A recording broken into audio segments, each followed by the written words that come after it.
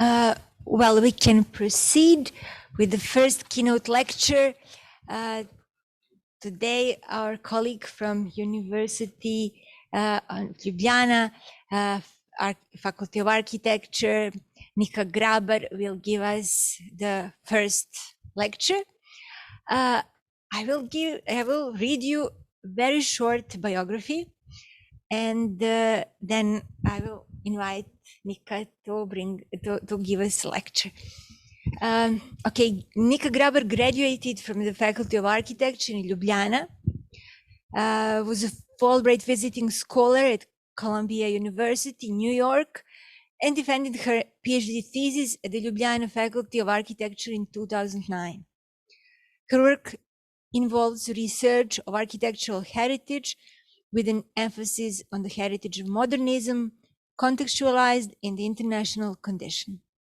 With her research, she investigates the possibilities of new critical approaches and methodologies in the field of architectural history and theory as key elements for understanding contemporary architectural issues.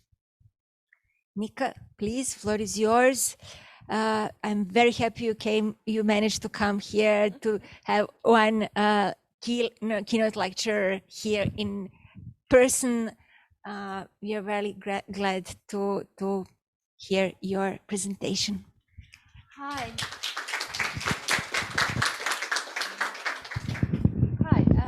First of all, thank you for having me. And when Maria called me, we discussed many options of what really to do. And as usual, I will be a little bit out of the box. So it's, I was really like, I do different types of research. I'm interested in film, I'm interested in cities, in urban fabric. I'm also interested in ideology and architecture and politics. And then I'm also interested in a crossover field doing research and artistic practice. So I really tried to kind of see, it was like an opportunity to think about how these things are interlinked. So I will take you through a couple of themes that kind of draw on these different occasions. And I think there are similarities of what we're talking about, all of us, but at the same time, I think the way we work, the way we then interact with the world is different. And I think it's important just sometimes talking about the obvious, you know, that we take for granted. So thank you for having me. I will focus on mass housing and not so much on middle class, because that's another issue.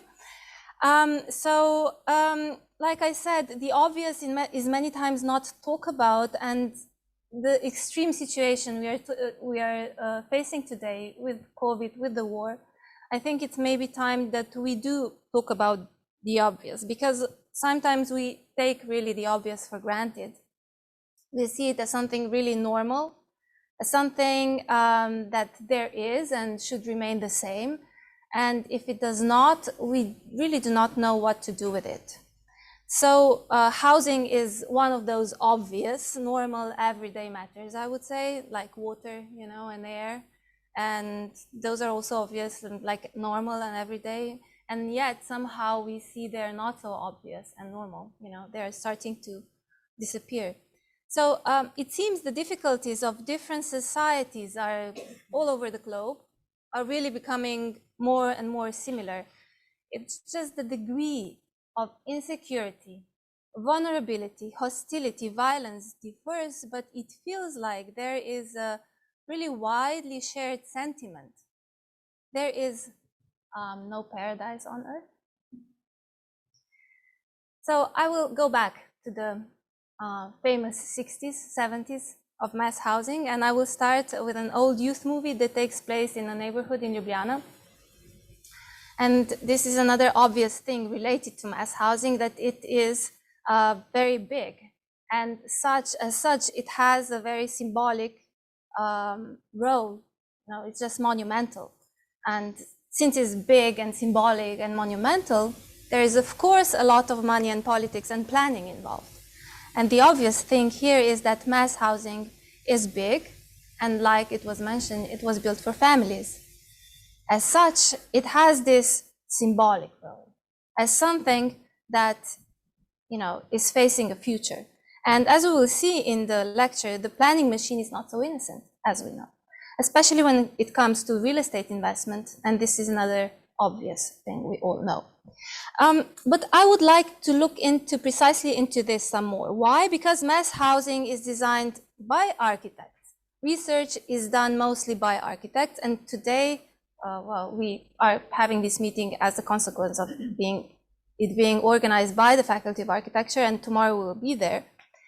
And architects actually, and I'm an architect, we care about the symbolic, the aesthetic, about the atmosphere. And as we know, there is no aesthetics without politics. So they are closely interlinked, and how we judge architecture actually influences how we think, how we plan, how we build. It influences how we use materials, how we shape space, how we speak, interact. And what does it actually mean if planning procedures are just plain wrong? Does this mean that actually architecture is bad? Is then mass housing bad? Should we stop building? How do we think about it, and what is at stake? So the questions are important not only because there are not enough apartments, because the prices are rising, and because the services of previous socialist and welfare state related to mass housing are being privatized. Housing is really related to our existential need. Mass means there is a lot of it, like I said, and meaning there are many people waiting for them. But what good is housing if really the space we are living in is falling apart? Is it becoming a ruin, regardless of the fact that we have a roof over our heads? Can we then feel at home? Can we feel a sense of belonging? So how is the idea of space related to our orientation in space and time? I will argue today there is often a sense of nostalgia present when we think about modernist mass housing projects, precisely because of their symbolic and monumental value. Actually, even newly built projects can produce an unsettling feeling, as we actually just saw. So the meaning of mass housing projects has changed since the space we produce today has to a large extent changed. So in the final part of my lecture, I will relay this sentiment to the term monument, which is a neologism that I have defined as architecture, public space, monument, infrastructure, whose meaning has changed as a consequence of social and political change. And I will finish with another short movie that we did as a monument group, dedicated to the disappeared Pioneer Railway. So let's start with the movie. The movie, and you can see the mass housing project in the background, the movie was shot in 1977 by Jan Kaučić in Ljubljana. And I chose this introduction for two reasons. One, I believe the movie in general is a nice metaphor for spatial planning. And second, it's a good manifestation of how planning and, in the next step, architecture plays into the everyday. So when we think of planning, we do not really think of soft power. So really the currency of soft power supposedly includes culture, political values, foreign policies. But where actually, at which point do the foreign policies end? So as we know, movies do fall into that category, as they do shape the preferences through appeal, through attraction, and can actually the planning part do the same? So these are the first scenes of the movie, and this particular movie has nothing to do with direct soft power. It does, however, talk about a certain way of life, of the split of generations of a rapidly modernizing society, and architecture makes the scene for that. So these are the neighborhoods of Ljubljana in Belgrade, which are also the introductory scenes of the movie.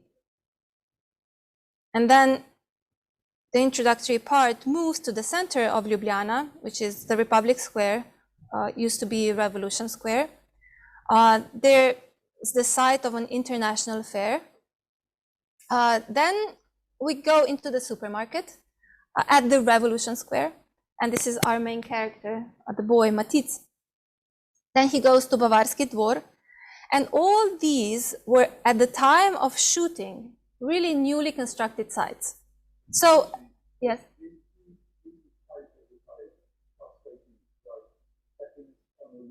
Yes. I didn't, yes. Happiness on a Leash. Thank you for that. But I will mention it at the end. So essentially, the beginning. Well, maybe like it's a different plot. So essentially, the beginning of the movie shows us the main character who is going through these newly built parts of Ljubljana, shopping and looking at this newest red bike, you know, he really kind of desires. And then he's eating ice cream and yet another part of Ljubljana, and then going back to the center, and then finally running home to Brautoševo Ploščad. So he brings the goods home from the Revolution Square. The places that I mentioned are all in, of course, different parts of Ljubljana. So naturally, the film can break these space-time relations to create this phantom place, right? So Jane Kaučić, the director, who actually also studied architecture, was well aware of that when putting together an architectural collage as a background to the story. And the story is actually about the boy, Matic, that wants something that does not belong in this ideally projected society. He wants to have a dog, you know. And now you can imagine those 60s, you know, 70s square meters and this huge dog. And he encounters the dog not at home, but actually he encounters the dog on a movie set. So I will try now to play the movie. No, it won't work. No, this is, anyway, it's fine.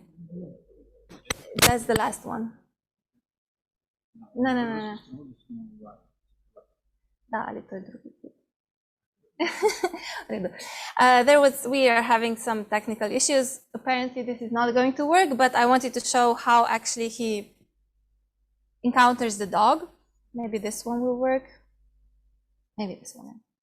There is no sound, but as you can see, there is a difference. The movie set takes place in the center of Ljubljana, which is also an interesting location that shows a Plečnik bridge, but they're dressed as old characters in an old movie. So Matic really has the dog, and he becomes this powerful boy and helps save the girl, who of course then falls in love with him, and they share this sentiment of having the dog together.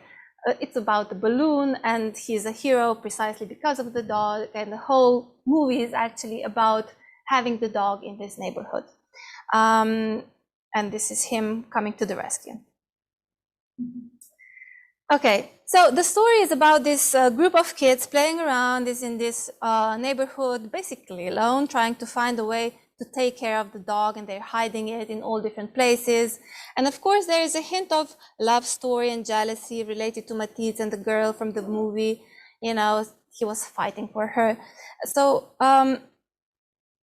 there is the everyday that the kids are just walking around. They get organized when the council is having a meeting, you know, these housing councils within the building. So to make this story short, some of their plans really work and some do not. But in the end, Matic has to give up the dog. Mom promises him a red bike, but he does not want that bike. He wants a living creature living with them. So this old youth movie actually takes place in a neighborhood of mass housing. But I could start really with another movie, with another place with large apartment blocks in the background, designed by an interesting architect who designed buildings in the mid-60s, 70s. You know, it could be a good background, similar stories we share. And what is obvious is not only there is mass housing and that this is the setting of a youth movie. The obvious thing is that this neighborhood is the setting precisely because it is large. It is big with many families. It represents this semi-enclosed modern world in which new relations were formed. It had an identity because it is big and new in the movie, because it was big and new in the 60s and 70s. So the movie ends with a wishful scene Though Matic was not allowed to see the dog, the kids really run back to nature as a group playing with their dog. And I'm using this movie as a metaphor, like having said, for this ideally planned society that was maybe not so ideal after all, a society that also neglected something the kids were craving for, something that cannot be planned, which is spontaneity of interactions with human and natural environment. So I will repeat. The obvious thing here is that mass housing is big, built for families, has a symbolic role, makes present a certain politics that makes a certain future believable. Mass housing has monumental value, but it addresses the future more than it does the past. Or we could say it represents a better future. It represented a better future and a break from the past. It also makes visible a certain rupture with the previous.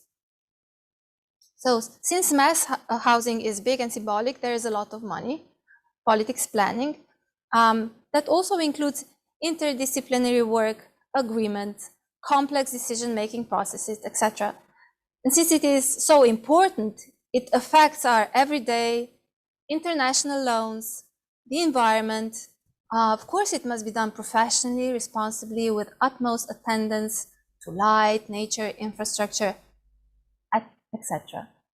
But so let's have a look at this place. What was this place that I just showed you? The neighborhood was in which the majority of the movie takes place is Bratoševa Ploščad, which was designed by Branimir Braco Mušić in Vladimir Braco Mušić, Marian Bežan and Nive Starc, and the neighborhood was constructed in the 70s. And the project itself goes back to the mid-60s, and actually the whole process took between 66 and 80. And the neighborhood itself is located in the north Ljubljana, connected to Glinškova Ploščad and to the railway on the left-hand side.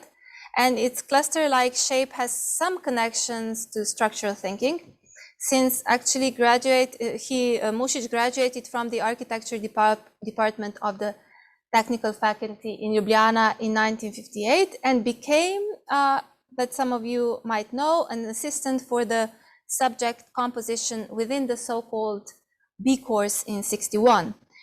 Those methods of experimental methods aimed at the wider social context and also at the university reform.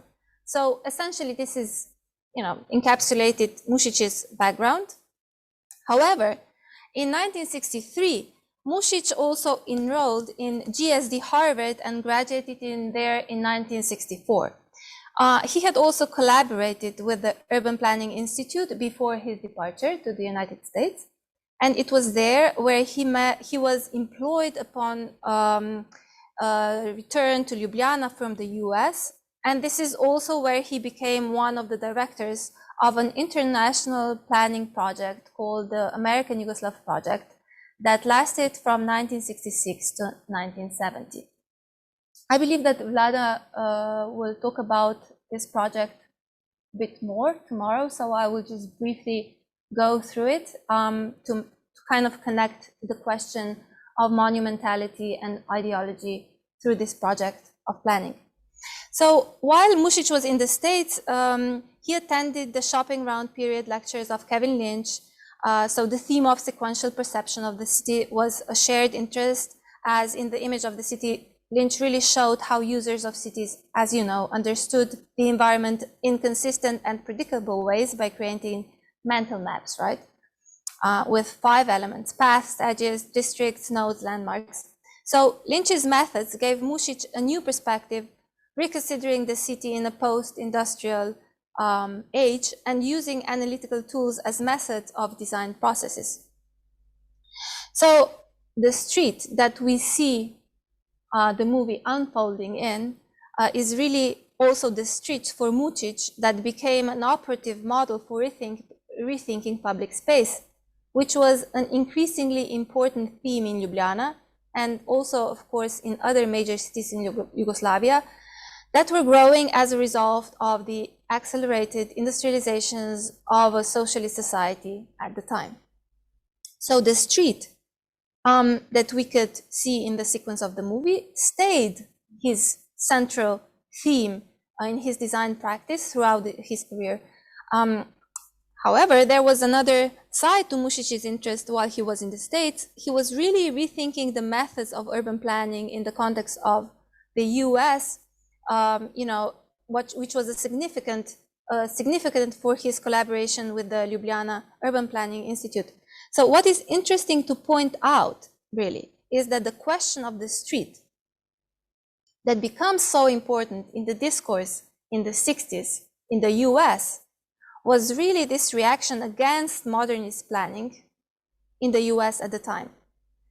Modernist planning was there and then already showing its negative sides, but rethinking the street in Yugoslavia with such planning proposals, however, it was happening simultaneously as modernization was really unraveling via a socialist project in Yugoslavia.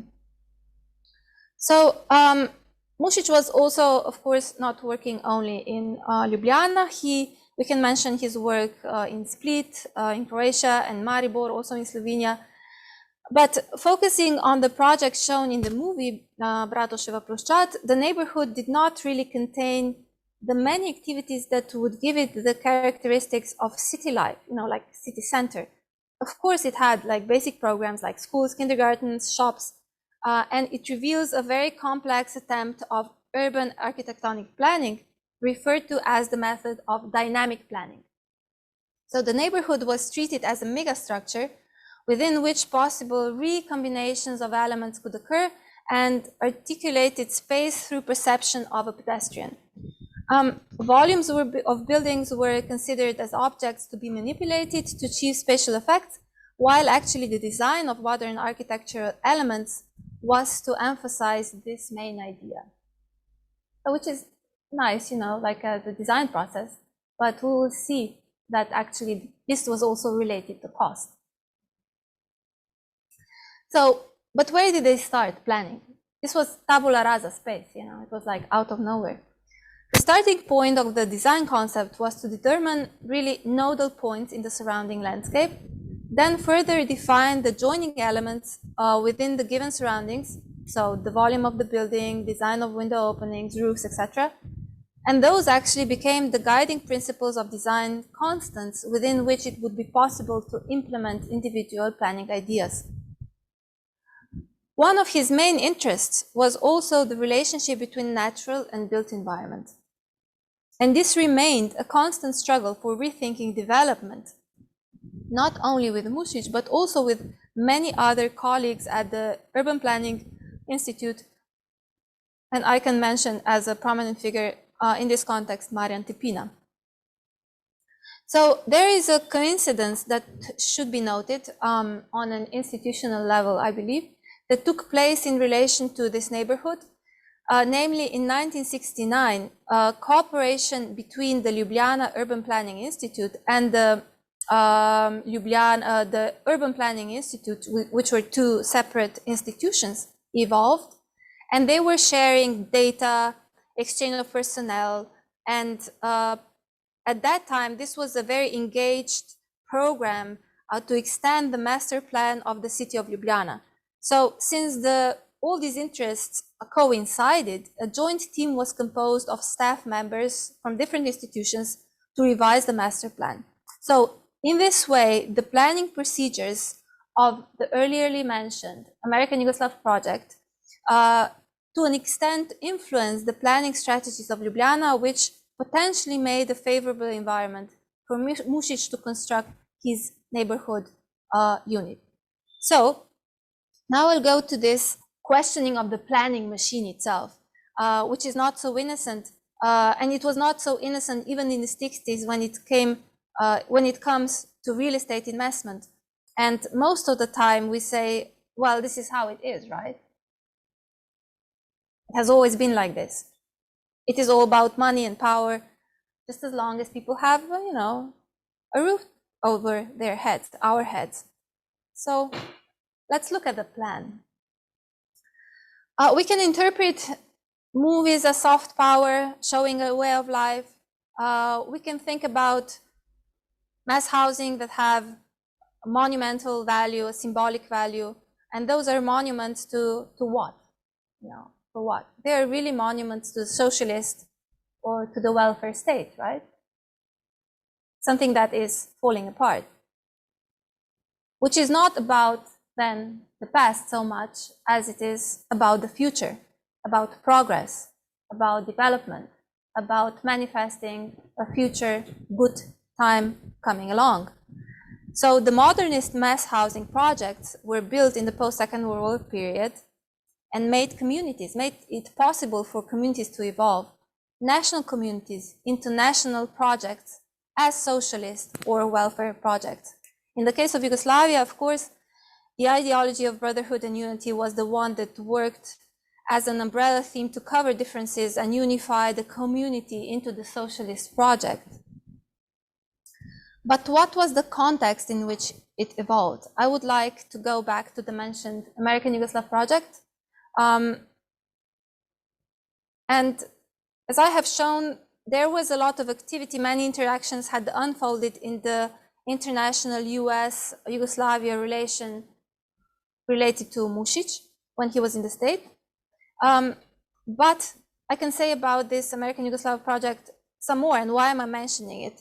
Essentially, really, the project was a research project, you know, like this COST maybe, I don't know. It was about doing research on methodologies of planning. It was not a project to build something. It was financed in the mid-60s to 70s by the Federal Fund for Scientific Research of Yugoslavia, by the Ford Foundation and the Department of the State. So in the years 66 to 67, the goal of the project was to contribute to the development of spatial planning in Yugoslavia by confronting the problems of the Yugoslav side to the experience of the American Academy, unquote. So the protagonists of the project were Mušić on the Yugoslav side, Dijkman from Berkeley on the US side in the first year, and afterwards Jack Fisher later on Cornell. He moved to Cornell and Wayne State University. And this is how also the project itself migrated. So the regional project was organized in '66 to develop regional planning research and a training center in Ljubljana. And the intent was to bring different, you know, people together from different contexts. You know, we share different backgrounds, with the emphasis on quantification of economic and social factors. In more practical terms, the intent was to really develop thoroughly professional plans for the Ljubljana region as a case study, and at the same time establish an interdisciplinary training and research program for young professional planners.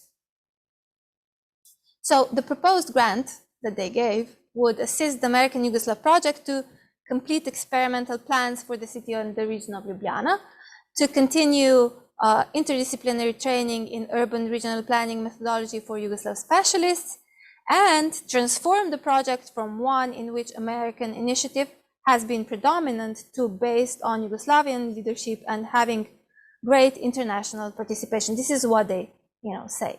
So the scheme that you can see up there is really the final diagram at the end of the project, showing different relations, federal and international, and how a vast network of institutions was envisioned to participate in this Yugoslav Center for Regional and Urban Studies. So essentially, in a nutshell, the idea was to put together an educational institution in Ljubljana to educate planners from the Eastern Europe to come to Yugoslavia, which was, of course, after the 48 break with Stalin, interested in different planning procedures and finding crossover between capitalist and socialist planning systems.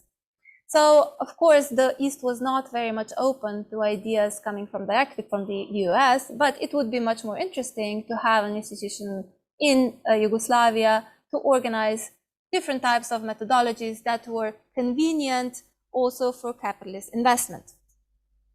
So it seems, you know, still so natural, scholarly, and scientific. What we imagine lying the story out in this way brings to mind possible positive thoughts, like professionals were able to connect and implement progressive planning strategies in the midst of Cold War. You know, first, this is the vocabulary, of course, that we're used to. they were doing something wrong. Not really. No, they were not. Second, speaking about the project in this sense does not make really visible the agendas the specialists were the protagonists of. And American Yugoslav project is really a very, very small, insignificant project that you can't, it's always a problem presenting this project because there's nothing built. It's like loads of papers, not interesting. You're being tortured by me that I'm showing the diagrams, etc. So, but here on the map, this is the region to develop under the overall concept of spatial policies for regional development, and the final report, it was referred to as Metropolitan Regional Planning in Yugoslavia. So this is what they were thinking about. And what they very carefully, meticulously studied was essentially the transformation of agricultural to urban way of life. Modernizing. Urbanization was the object of interest under socialist governance. So the analysis includes all main centers of Ljubljana, and they studied the history, urban patterns, natural setting, agricultural land, and all possible criteria. And the reports on these studies are in large volumes and in many maps, but nonetheless, what we tend not to discuss on such occasions are the agendas, those of the US and US governments, the Ford Foundation, and the end of the UN. So coming back to the basis, whose agendas were the specialists representatives of, and how do they come into the story? So you might think of money and politics and ideology, but you seldomly see things spelled out so directly. So it really came as a shock as I was doing this research to find documents in which these reasons were not hidden, but really so openly discussed. For example, for Ford, the American Yugoslav project was this opportunity to open doors and minds within Marxist Europe through planning. They described this as a basic foundation goal since the inception of this East European program. And this comes from the history of Ford Foundation that was written by Louis Winnick for the Ford archives. So as it turns out, planning strategies were for the Ford the vehicle to make this happen. Why Ford, not the US government? Winnick was really an officer for the Ford Foundation in charge of domestic affairs. And even though he talks about the American Yugoslav project as a venture into so-called international urbanism, the project was really considered an internal affair. For the Ford Foundation, it was not run through their international office at all. So the US government supported the project, but it could not deal with the matter as bluntly as a private foundation. So Jack Fisher was writing about socialist planning in Planning the City of Socialist Man in the mid-60s. So he writes about things like, in socialist countries, a new way of life based on a socialist economy was being planned. It depended on industrialization and led to an influx of population to the cities. The model to develop was the model of a communist ideal for the city that would correct the ills inherited from the period of capitalism, to develop new patterns for the city that would indicate unity of the people, classlessness of the society, and conform to the ideals of countries' revolutions. I would say that this was a little bit in contrast with the American dream, and Ford did not really like where the project was heading towards in the end. So the question was essentially how to envision the urban pattern, which included also mass housing in developing countries. And if Ford was going to really support it, it needed to evolve in a way that would open minds in Marxist Europe, because it was the time of war of ideologies that really capitalist America intended to win. And Ford was very straightforward about it, and Ljubljana was the testing ground for the regional development plan introduced in the spatial policies. So what was really the other side hoping to get out of it, right? So what was the Yugoslav agenda? I already mentioned the 48 break with Stalin, the non-aligned, we know, the reforms of the 60s, we know, and the struggle with housing in socialist period, we know about. So the 60s were really a time of developing the economies and institutional framework of the socialist state. And the Yugoslavia was very much interested in being the bridge between East and West. But most of all, it was, of course, interested in being funded. So to educate planners of socialist countries was one way to make this bridge happen. So how did the project finally evolve? The problems really arose almost immediately, and they show basic differences in the approach of planning. So the future of socialist and capitalist society were, they were supposed to materialize differently in space. And the beginning of the specialists were facing this seemingly unresolvable situation. Because according to the American planners, urban land, which derives its site value from the incremental gains of its location, was really envisioned to be allocated to the most productive users according to the principle of highest and best use. This was dismissed as completely irrelevant in Yugoslavia, where urban land was publicly owned and administratively distributed. And in such circumstances, the attribution of any value and price was really alien and caused a significant problem when starting the American Yugoslav project, because really at the beginning, people would not understand what the other side is talking about, right? So this was not the only predicament. So to the Americans, really unpriced land provided no clues to the rational spatial arrangement of economic activities. Likewise, housing, which in market system is an economic good, rationed by its price and rent, and was treated by socialist planners as public good. And it was provided at a nominal charge, slated in the future to be a free commodity. Rent income ratios of 25%, typical for the US context, seemed an exploitation to the Yugoslavs by landlords and renters. And conversely, to the Americans, Yugoslavia's closely packed 3-generation households and the 10-year queue for a dwelling was really just another evidence of underinvestment in housing, which in a capital short state could be remedied by higher consumer outlays.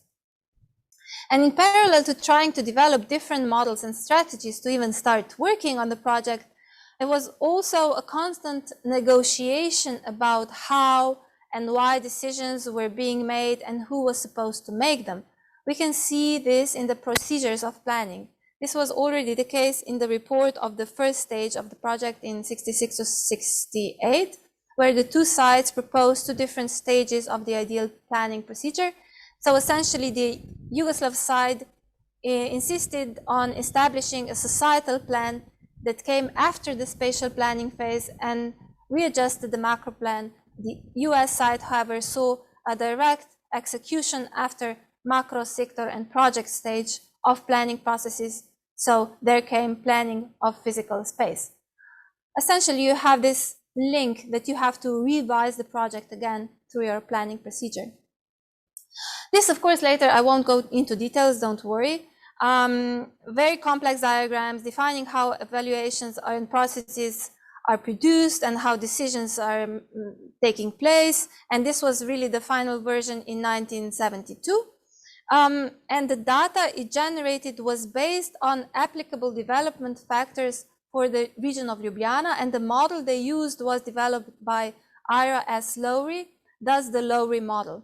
So the variables it considered were basic to most development models, and the inputs to the model included details about the future transportation networks, location of future non-population serving employment, about industry, about projected population estimates for the region as a whole, and the outputs included distribution of population serving employment, services, and the amount of land consumed by various urban activities. So this was just like really a very complex diagram with lots of data going into it, but you can see what the triggers are in here. So how to think about developing an urban pattern with mass housing coming out of these proceedings. The planners carefully studied supposedly all possible factors that influenced urban growth and tested out different models. And the Lowry model proved most efficient. And after the previous maps, this was an alternative model, Lowry analysis, which has these different phases: central, suburban, and rural, which were marked 1, 2, 3, that you can see on the right-hand side. And please note that the gray area on the right does not correspond to any of the boundaries from the map on the left. So, zonal boundaries, communal boundaries, republic or state boundaries, they are different. How management happens does not happen through municipality, does not happen through community, does not happen through the region. It happens through something that does not have the currency of political action for people. This is where computing came in, and processes described scientifically like this. I'm sure none of us understand them. And the programming looked like this, while they were thinking about this, analyzing it like this, and coming up with this to help decision-making take place. So when we look at what were the spatial concepts that in the end prevailed, the two are not really much different. But this was not what Mušić was going for in 1972. He represented his text at the conference in Ljubljana entitled Methods and Theories in Urbanism. There he made a symbiosis of theory of classic Marxism and modern urbanology, and Marian Tepina writes about this. In the work, he is putting forth a theory as a method that could help unite abstract theory and practice. His starting point is essentially Marxist ontology, in which society's development as a whole is a consequence of clashes. He puts forward the dilemma facing planning practice. Should we treat urbanization as a structure that can come out of economic base of society, or as a structure in interaction with other structures? These images are taken from the Atlas of Spatial Arrangement of Yugoslavia by Branislav Krstić, where a different approach is presented. According to Tepina, this cartographic documentation represents an integral, unitary Yugoslav space. It represents the conditions to coordinate the whole and then plan the elements in the system. So the American Yugoslav project was bringing forth modernized planning techniques and a complex rethinking, but the planning environment, via its institutional network, simplified them. As such, it enabled funding, but in the long run made changes and rethinking of spatial planning virtually impossible. So the planning of Yugoslavia united the space under the banner, really, of consumerism. Namely, the development model in planning that prevailed disregarded political engagement and our environmental issues. So after all these collaborations, methods, and outputs, what happened with Ford, right? The team applied for the third time, but in 1970, that was the key moment to find future funding. Actually, the Vernon Bridge, that were the experts that were evaluating the report, defined 4 main objectives for the project: upgrading Yugoslav skills, focusing mainly on the effect on attitudes, direct technological contributions, and the educational efforts; creating an international communication grid; creating a pan-European center; and last, feedback to the Americans. This is really how Harvard understood the project in 1970. It was their report that actually served as the basis for the evaluation of the proposals the Ford Foundation received and in the end rejected. And it was clear already in 1960s and 70s that the development model that based its vehicle in planning strategies turning land into asset to produce consumerist society was a problem, to say at least. For example, this is the lecture on the problem of environmental decision-making, in which Appleyard is showing how man-environment relations are ignoring time effects. So the development model envisioned in the American Yugoslav project was a platform connecting many Yugoslav institutions and specialists. It was very scientific, operating on the level of a region, not a state, republic, or municipality. It was created to be a non-ideological scientific model that made possible putting into action a development strategy based on an unstable mechanic age ideology. The American way of planning was there. The only thing that changed was really the starting point, not value of land. It had to start with infrastructure that developing societies needed. From there, it was easy to predict the pattern of growth and thus of safe investment via World Bank. Self-management was really a nice idea, but one that never really lived in practice. So there was no regional self-management. When it comes to spatial regional planning, the processes were operated as state capitalism that used revenue for public good, and as long as there was capital, the Yugoslav experiment really lasted. I did not forget about the movie. So the problem was that with the end of the state, nationalized property became privatized and societal planning obsolete, so revenue and land belonging to the private sector. So in the process of developing strategies of planning to avoid governmental channels, these procedures really became scientific to the extent that today there is no real discussion about them. So this was 77, I'm 78, so 1 year older is the movie. And we were kids, you know, watching this movie. And the environment constructed for us was great, but it was pure luck. You know, it was luck on a leash, the title of the movie. So our luck was there, but it could be running out. So since planning today makes so many problems in societies, protests are really inevitable, and they are becoming louder and louder.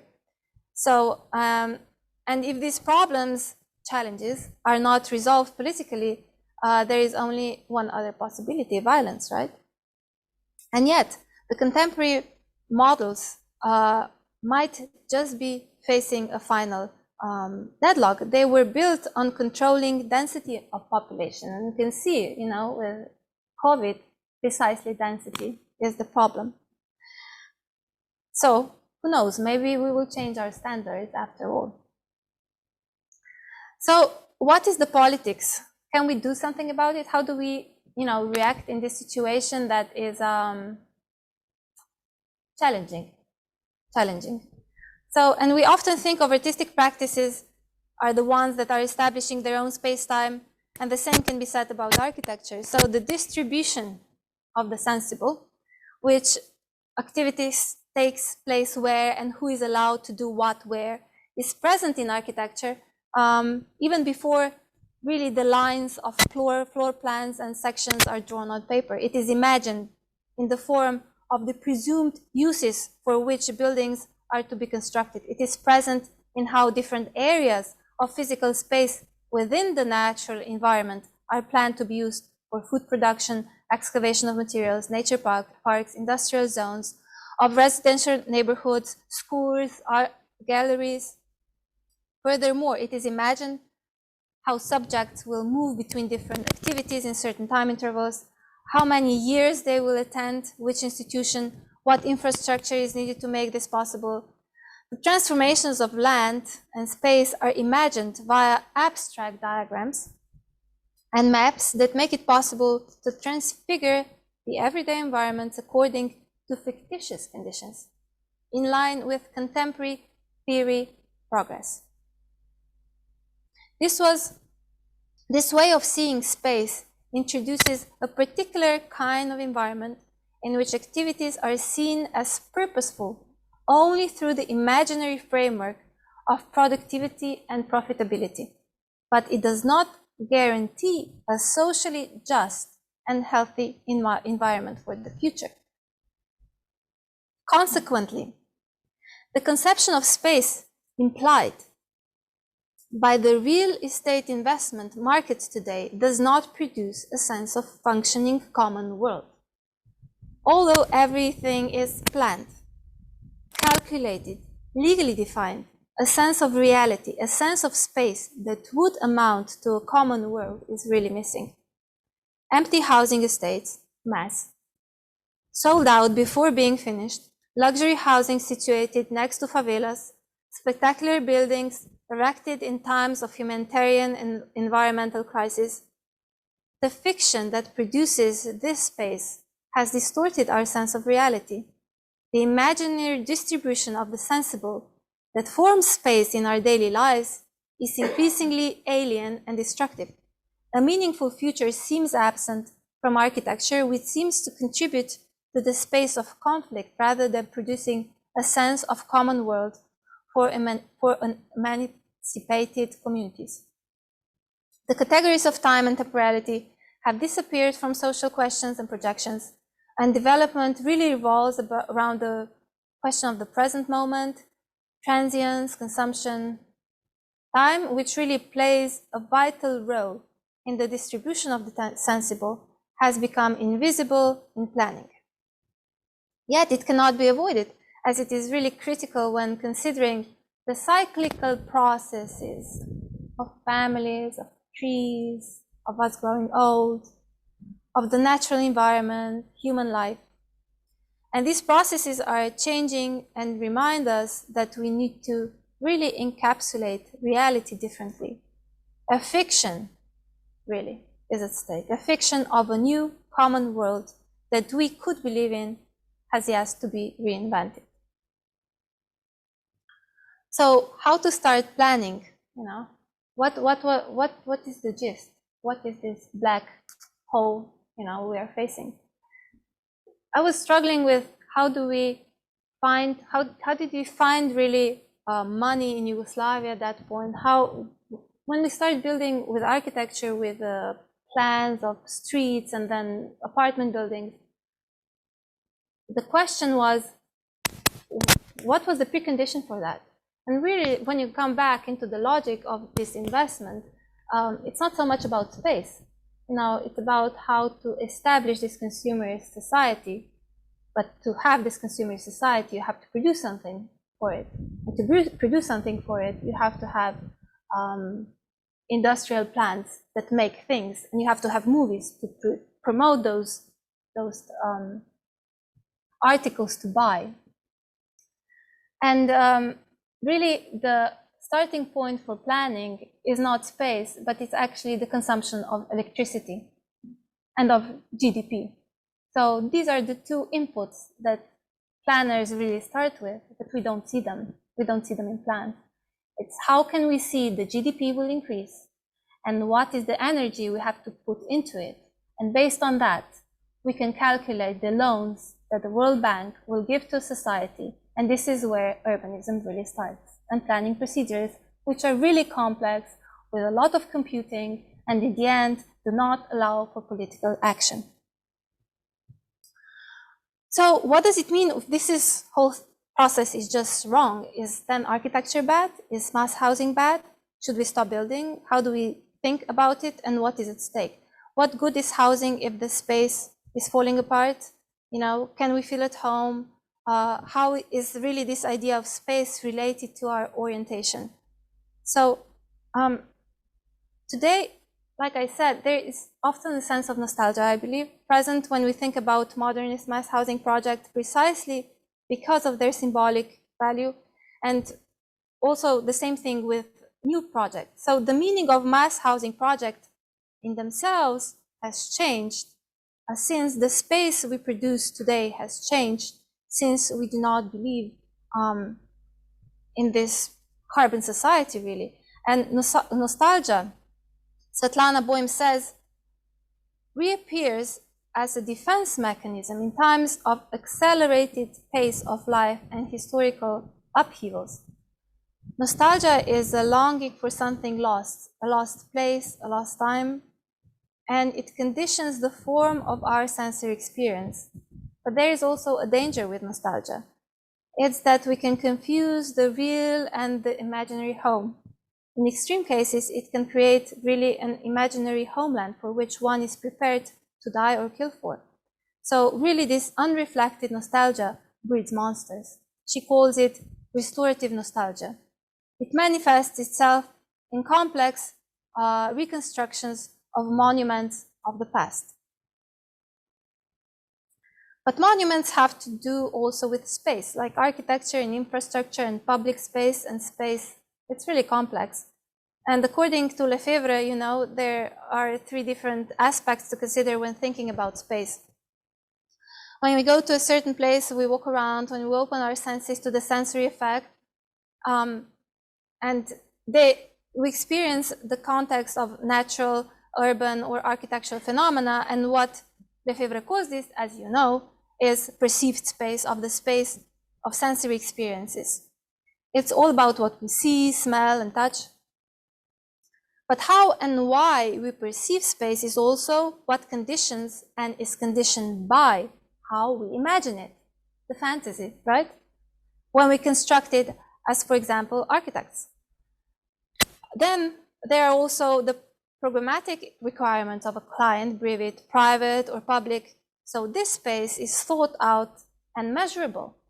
This is paper space, subject to calculations and social projections, outside of which construction is not possible or is at least severely limited. Lefebvre calls it conceived space.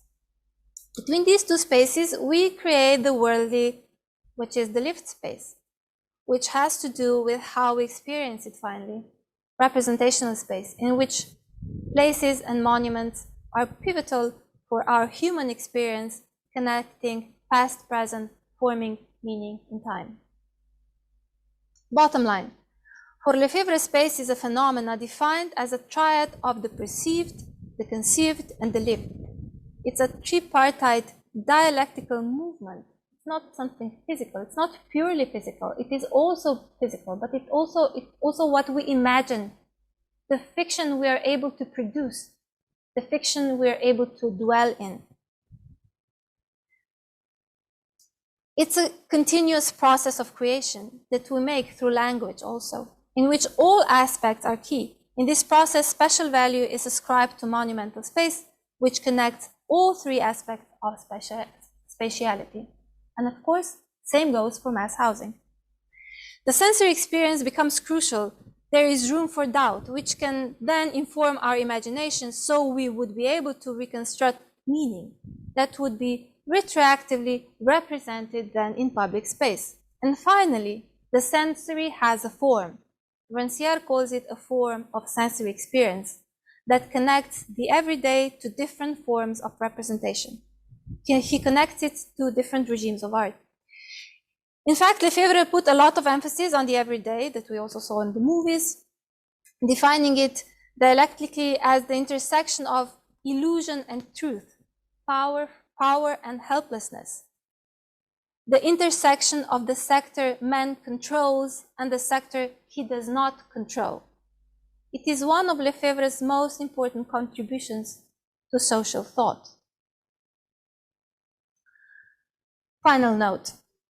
Maybe this is all an apology for what I'm about to show you, because as an architect, I write and research and do exhibitions more than I really design, although I started as a practicing architect, really. This is how Maria and I met. But somehow I find it really inspiring to cross over to different fields. And with our friends, we started a collective called Anonymous Group. And but the monument word itself is not new. It was already used by Nancy Spector in connection with Gordon Matta Clark's work for the Paris Biennale in 1975, which is again the same years that the housing was built in. It was in the immediate vicinity of the Centre Pompidou, which was then under construction, and the artist carved out the volume of 2 17th century houses. And the work was entitled Conical Intersect. It's basically intersection of two voids. And it had obviously a limited time of duration. So the two houses were scheduled for demolition, and Spector labeled the work an anti-monument or annonument. So I'll connect this back to Lefebvre really quickly. Monument is architecture, public space, monument, infrastructure, whose meaning has transformed as a consequence of political and social change. It is a phenomena that has to do with change, So it has to do with before and after. And when there is an after, there is something we are leaving behind. A monument is about making visible something that was meant to be forgotten. And it is chosen to be reflected upon, to inform our imagination, to construct space that in the end is experienced as lived through a form of sensory experience.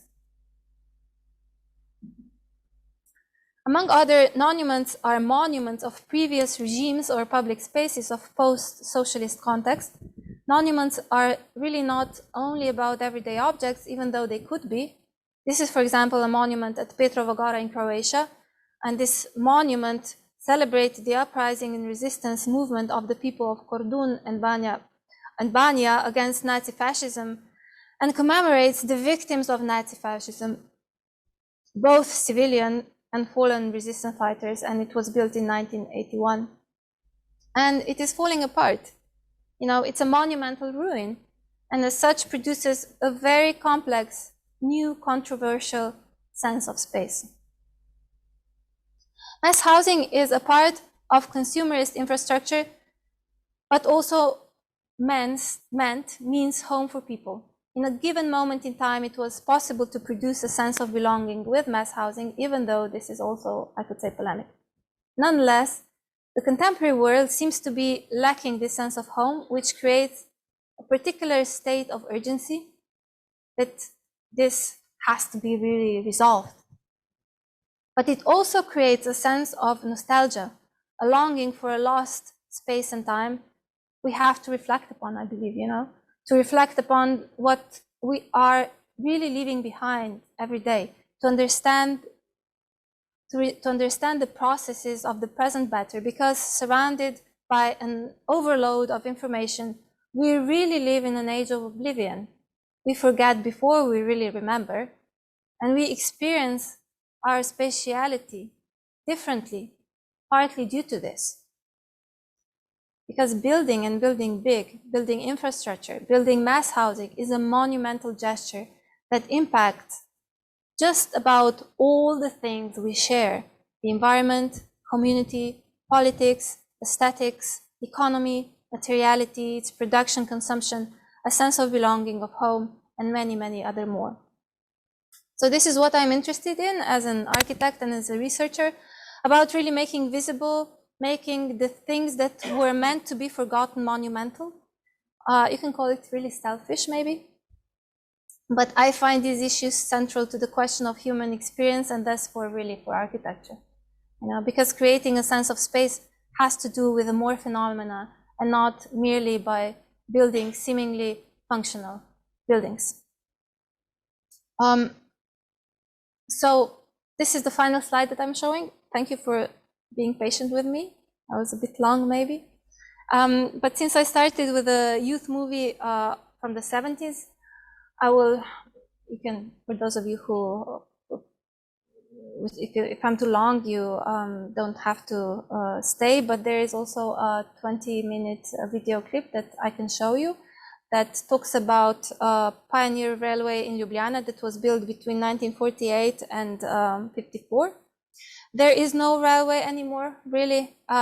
It was demolished and the track was transformed into a road for bicycles.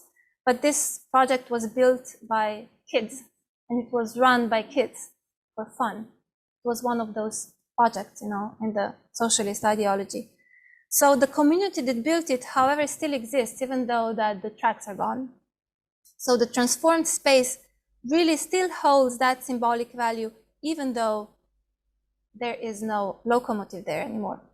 So the short movie you will see was produced by the Monument Group. as part of the research project MAPS in 18 to 19.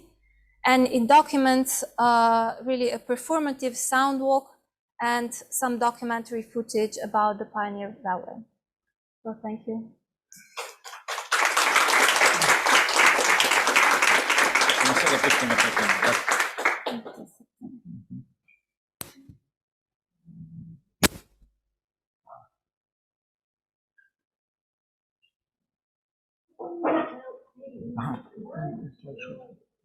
Ne, to sad nima veze.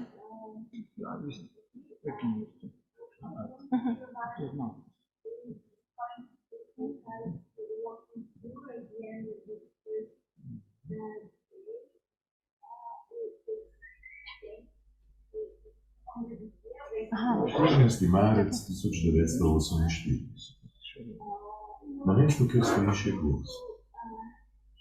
Vdihni vonj smrekovih gostov. Daleč prisluhni zvok.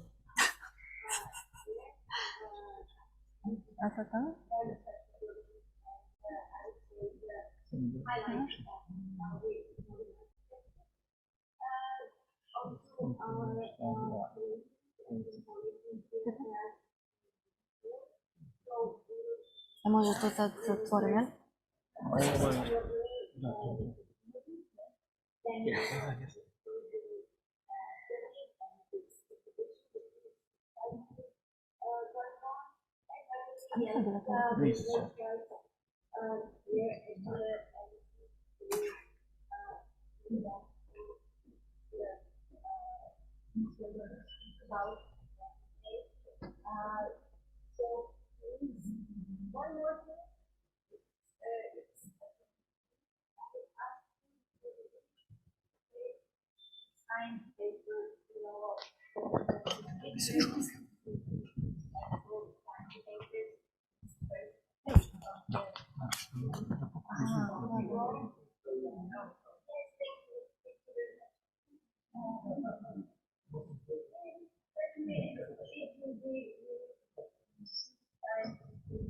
Don't see your name on the list, write it down, and then it's going to be there tomorrow. Okay?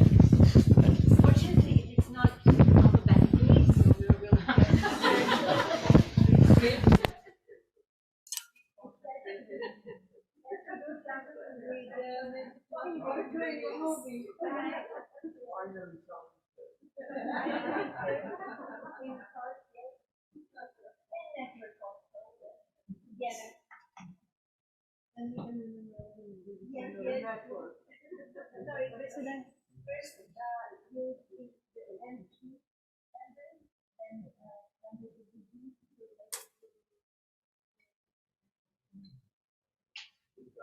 Start?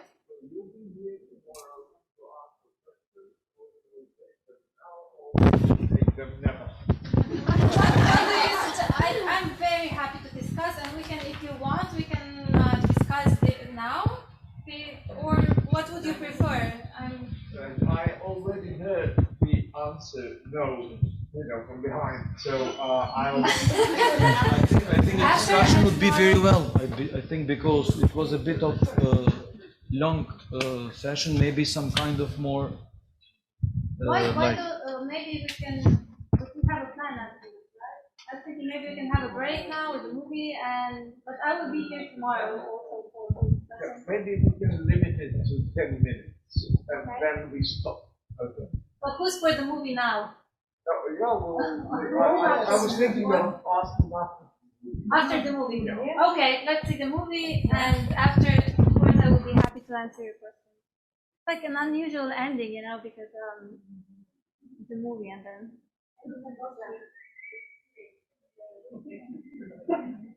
14. marec 1948. Na mestu, kjer stoji še gost. Vdihni vonj smrekovih gostov. Prisluhni. Tam daleč prisluhni zvoku tipkalnih strojev.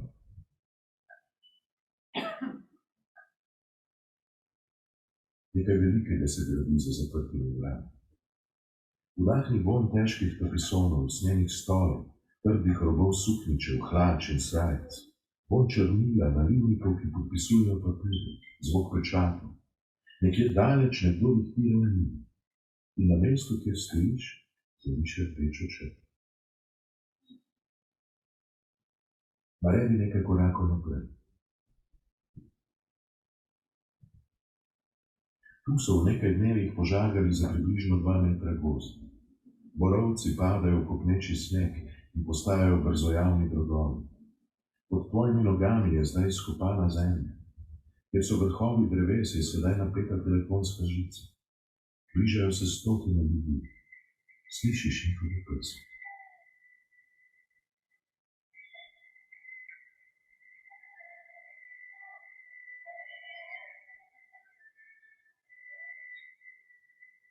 Krampi, sekire in žage poju in drevje pada kar s koreninami. To so tla, po katerih bo tekla prva železnica za naše otroke v Sloveniji. Začenjajo se dela na bodoči pionirski progi. Prisluhni brigadiri. Gradili bomo železnico za naše otroke. Gradili bomo infrastrukturo, ki bo vzgajala naše otroke, oblikovala njihove vrednote in kazala smer. Gradili bomo železnico, ki jih bo oblikovali. Gradili bomo ideal, v katerem bo vletel vsak otrok. Gradili bomo prihodnost. Gradili bomo ideal. Mi gradimo progo, proga gradi nas.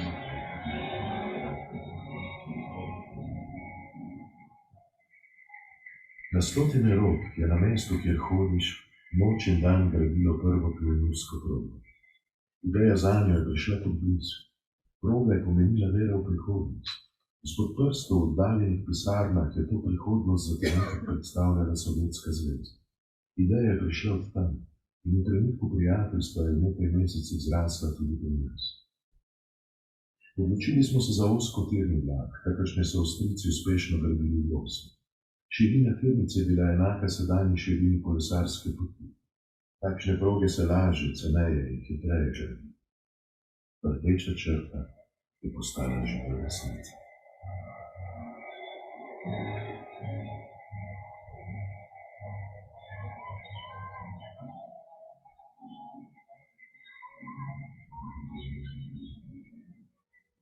Prvo lokomotivo za novo železnico so nam pripeljali iz Polske. Bila je tako močno poškodovana, da ji ni bilo mogoče obnoviti. Naslednja pa je bila pravi drago. Pionirski vlak je bil eno od najljubših vlakov, kar smo jih kdaj videli.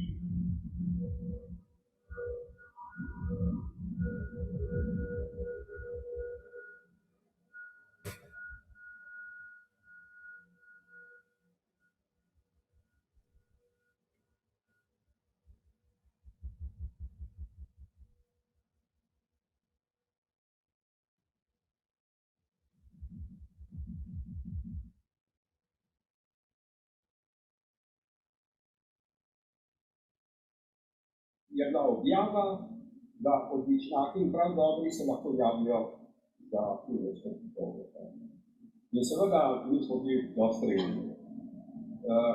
In že to, da bom dobil uniformo, da bom se vlakom vozil, ker potem smo imeli vlak zastonj tudi po celi Jugoslaviji. Imeli smo svoj kino, tam, kjer je mestno gledališče.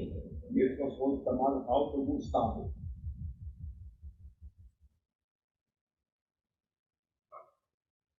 Brigadiri vsak dan presegajo normo, gradijo z vso vnemo. Proga naj bi bila zgrajena do pionirskega dne 8. junija. Na koncu dneve pred rokom normo presegajo tudi za 100%. Proga, dolga 3800 metrov, je zgrajena v samo nekaj mesecev. Kmalu po odprtju se izkaže, da ima mnoge pomanjkljivosti. In zdaj se za trenutek oziroma nazaj. Proga se začne na širnem polju, pol ure hoje od zadnje postaje travne. Kdaj še naprej, tam bom.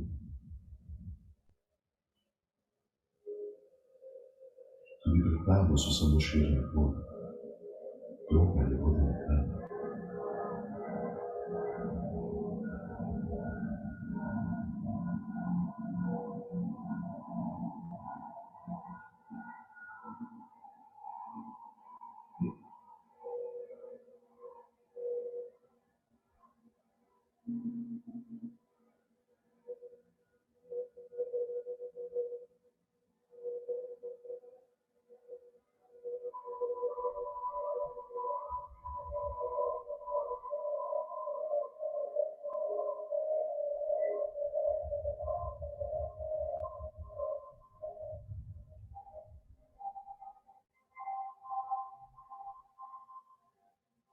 Junija 1948. Več kot 20,000 ljudi je zbranih ob železnici prve slovensko-tujinske proge. Lokomotiva je okrašena s cvetjem in zelenim. Na dimnična vrata so pritrdili rdečo zvezdo. Na postaji se tre obiskovalcev, ki kupujejo vozovnice. Ob odru se zbirajo častni gosti. Vsi občudujejo kot mrak rdeče vagone in strmijo v modro popleskan stroj, na katerem se razpeta pionirski znak.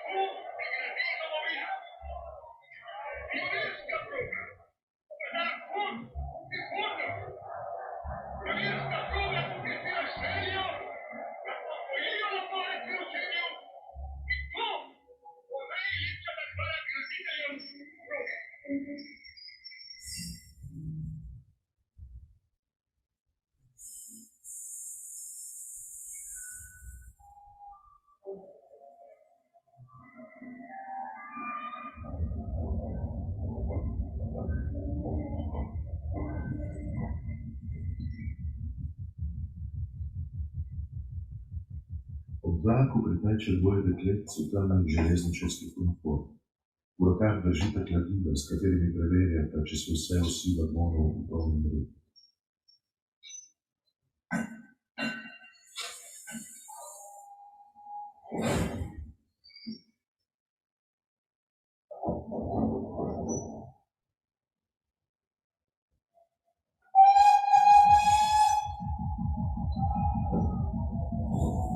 Stroj obkritih obiskovalcev v kleti.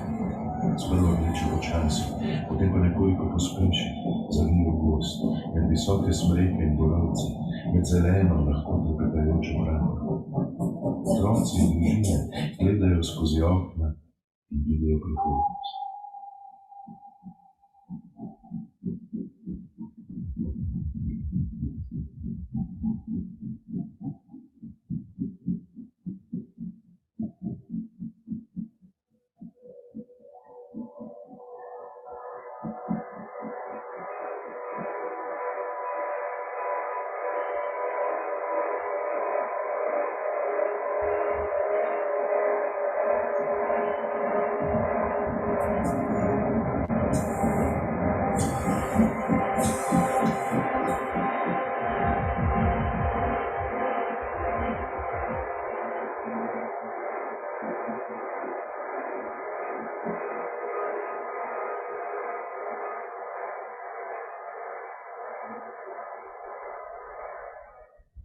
Kdaj so prihodnost prišli? In kje se začne spomin? Spomin se začne, ko se kraji približujejo svojemu koncu. Lokomotiva, obvešena s cvetjem, drvi nasproti obljubom prihodnosti, in je na bolnem stilu. Vlak pripelje do končne postaje. Kde čutiš prihodnost za sebe?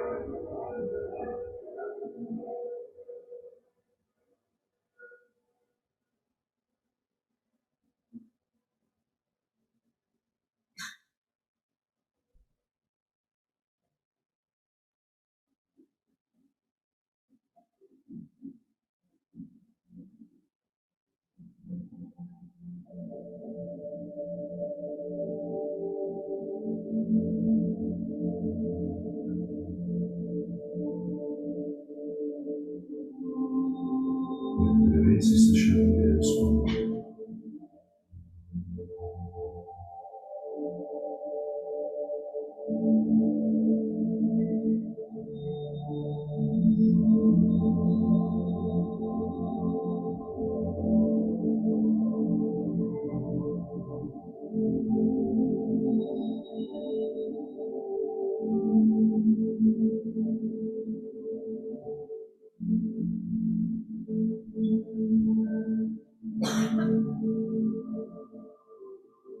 Mas a gente viu que se poderia tanto estudar a carta, olha, você faz as coisas que para fazer e também. Eu disse uma eu fiz mélanger, eles estavam pelo show chutando. Sabe, se assistir tudo. Onde você foi? O dia que eu vi lá, Cara, Charles, ele disse, Charles, ele se revela de das películas não podia ser Charles. Ele era fraco no lugar.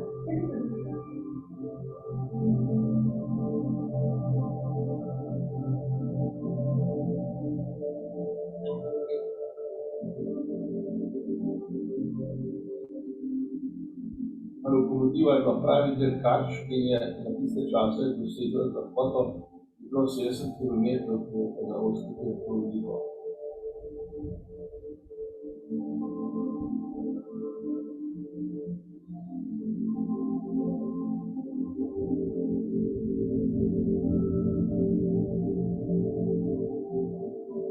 Uporabna sploh, to je bilo res samo za entuziazem za pastaž. Uporabna ni bila, kaj ste hoteli, da se tamle iz Viča Belgrada pripelje. Oni nobene zveze naprej, ni bilo ne avtobusa, ni bilo tramvaja, tam na tem koncu, tam je bila taka, je bilo zasedetje, ne, se da čakam, si je bilo prostor, ampak dober, še si lahko šel, šel malo po pravljivih, pa po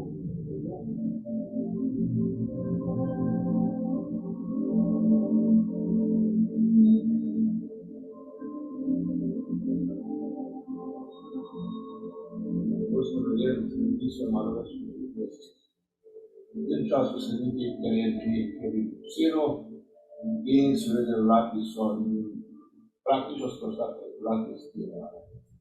In stari so rekli, pa dobro se dobro pa že, ampak zaradi tega je moral vlak varnosti čisto počasiti, to pa in jaz se še dobro spomnim na robot koles, ki je bil navajen stali vlakov,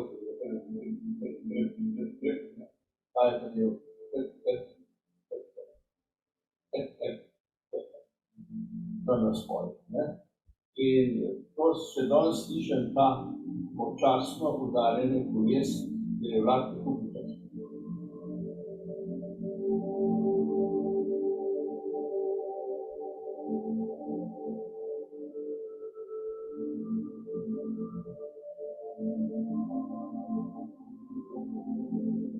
Seveda moj dedek počutil, da sem dovolj star, da se bo dala vlakom. No in bilo so se odpeljala s tramvajem do Liške cerkve, pa lahko pešli, postajate 15, kjer se je začela ta pionirska železnica. No, meni kot otroku se je tudi vedno ston, smo gledali, če je šlo prišlo do No, na postaji sva bila čisto samo v čakalnici, nekje ni bilo ljudi. Moj staroče je rekel Dovnice, rekel, škatino se bomo v prvem razredu vlakati.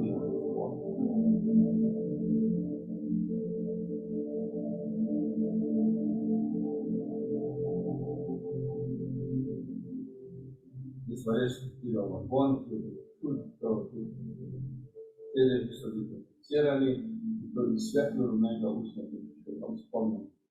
Okna na obeh straneh so ga po vsej dolžini, tako da je kot izredno svetlo, izredno čisto, to je to, da mene včasih pravo zaključiti.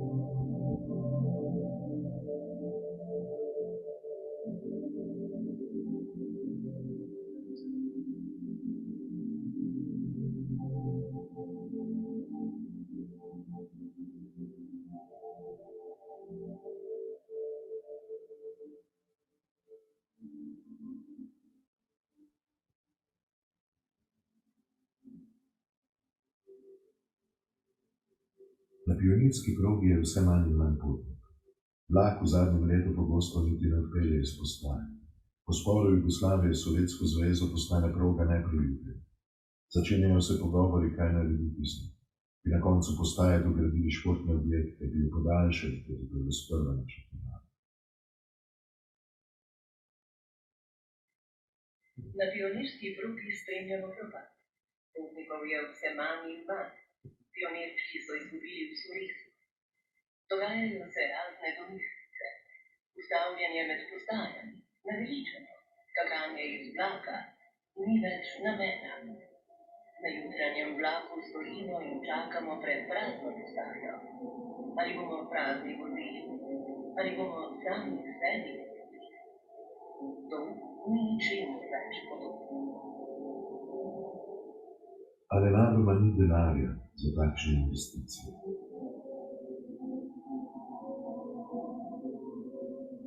Prvi 3.1954. Komisija zastopnikov MNO in železniške direkcije napravi prenos osnovnih sredstev. Vagone odpeljejo na druge ponudbe. Lokomotivo postavijo na gospodarsko razstavišče v Ljubljani, kjer kot kotelna naprava ogreva prostor. Danska železnica naloži na velikanski trg. Ja, in že včeraj, jaz pa sem ostala do konca, 22 dni. Skupaj s šefom postaje, brez časa na kavu. Ana se je vse do doma in potem polno noč. Tako da smo jo bili spali. Ko so odpeljali železnico, so odpeljali tudi delke.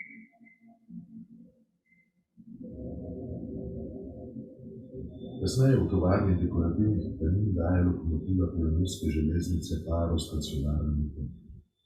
Leta 1960 jo pripeljejo v Maribor in jo leta 1961 pusti Vence razreči. Pionirska proga je bila gospod igrača, sjajna šola vestnosti, discipline in ljubezni do železnice. Denarja ni bilo, bila je le magična moč prihodnosti. Velika večina ljudi je verjela, da dela za boljše čase, ki prihajajo, ne zase, temveč za svoje vnuke. To je danes popolnoma izginilo. Boljša prihodnost je za nami.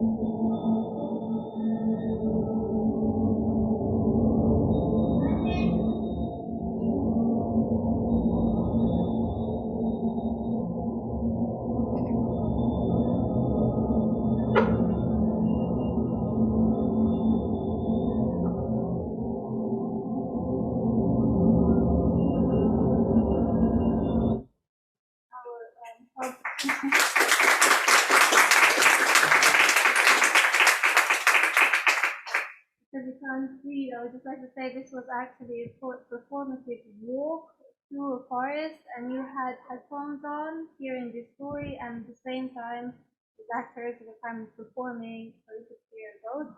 And the non-human group consists of Nika Grabar, myself, and Miloš Kosec. A lot of research was done also by Nika Grabar, and this is actually what is written, so it's not translated, that's what I'm saying that.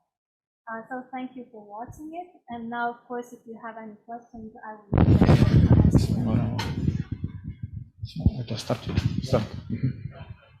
I have a short one. Yes. I'm sorry if... Je li uključeno to? A, u redu. Je li dobro ovako ili treba jače? Može, super. Okay, well, you mentioned your year of when you were born, so I won't go into your age, indeed. But as you mentioned it, actually you lived your youth through a period in Yugoslavia which was very difficult for somebody who was young, if it was perceived by you in such a way, because it was the end of Yugoslavia, actually. I think our whole generation. Yeah. So, if this is okay, I mean, if it is correct, I am interested. What inspired your interest in the work of Bratzo Mušić, which was much earlier than you were born? Well, much earlier. It was earlier, but it started, the whole idea, knowing him, the whole idea started much earlier. So what actually inspired your idea into that research? And I wonder whether you are familiar with the fact that there was a different experience in ex-Yugoslavia coming from the other bloc, from Poland to Skopje and to the South Adriatic regional plan, and then moving to the Scottish Development Foundation in the shape of the threshold theory and threshold analysis. And so ex-Yugoslavia was really a crossroad for different experiments for in terms of spatial planning, urban planning, and so on. So I wonder why a young person like you at the time, well, I will delete at the time, okay? Why somebody would be interested in that? I'm interested in that point. Thank you. Okay. I think that the early childhood we were very fortunate. I perceived my childhood as very fortunate. We had all those things that schools, healthcare system. It was really like playground. It was great. Then 80s, it started not making sense. In 80s, it started not making sense, and I think the 90s, we woke up in a world that we completely did not understand. Of course, the experience was different coming from Serbia, Slovenia, Croatia, Bosnia, but the way we were told this story was, for Slovenians, now we're finally independent and modern and, can become this second Switzerland or whatever. And yet you were watching these events on TV, disastrous events. And of course, it's a story that is your story. It's like, this is your country. You are raised, we didn't build a railroad track, but, we had pioneer hats and, this was a community. So actually, you mature through very traumatic experience then in the end. So the way I learned about Vladimir Bratzo Mušić was not at all at architectural school, where he is mentioned, maybe a couple of times, precisely with his plans and so on. And he's very much present. He was also there, but not in terms of what I was showing in the research. How I came across the American Yugoslav project was actually quite by accident. When he passed away. I mean, I was involved in the unfinished modernization project. Ilica was also a part of it. And he was there. There were interviews made. There was research going on about him. But actually what intrigued my interest was certain quotes of his text that were read at his memorial service at the municipality. And I wrote down the source, and I found this completely other story that was never told to us, and it just resonated. I think that if I'm a person that wants to search what intrigues me, what bothers me, I like to go into it really. So if something resonates, I will go into it. And I dug through all possible archives of different projects and, for the archives, etc., different projects. And I think it's interesting, and I think it's partly having to do with the traumatic experience that we have to navigate through to kind of feel a sense of belonging. So maybe that's a bit complicated, complex, and it's not very easy, you know. It's like, I told you it's going to be outside the box. I warned you. If that answers, but no, I'm not aware of this other trajectory, and apparently I'm going to learn about it. All of a sudden I realized that you were the third person with Maria and one in the Yeah. Okay. Yeah, here we are.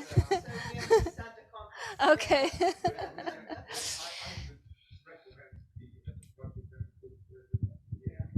But I can also give you another story, which was before I went into unfinished modernizations.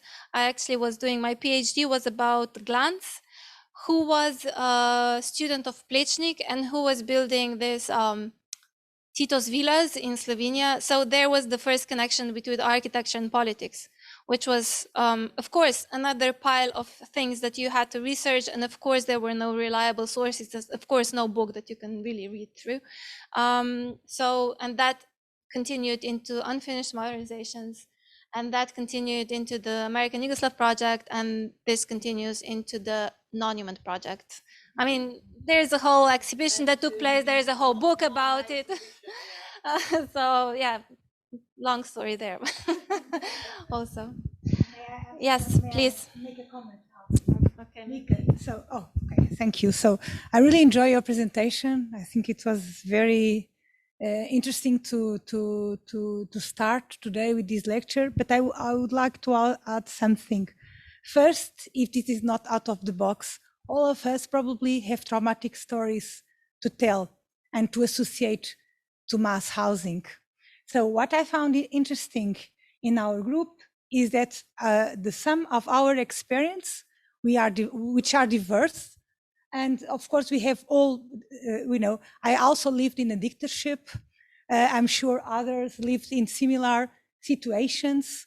What I really wanted to add here is this diversity and the different perspectives that we have and we had facing mass housing, that it what makes interesting the group and make interesting the sum of our research together. So I really wanted to add this because I find it's quite interesting when we came here, for instance, as a Portuguese, as I said before, coming here, it's a huge moment in my life.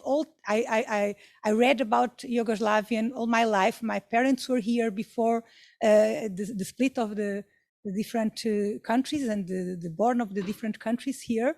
And of course, we have a huge curiosity, and it's at the same time, it's strange for us, but the traumatic experience, I'm sure you will understand that we all had in a way. So and so I would like to reinforce that you are not out of the box. You are completely inside the box, and I think that's why we feel in a way we feel familiar. Being different at the same time is familiar. So thank you very much for bringing us this case and your presentation. Thanks. Thank you. Thank you. I was more referring to the fact that I'm going to show you videos and stuff like that, in that sense, out of the box.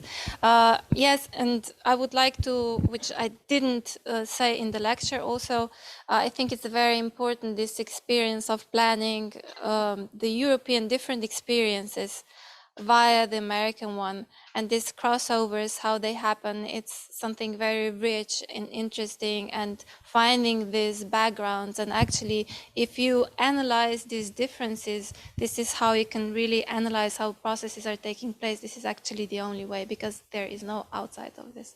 So thank you so much for having me.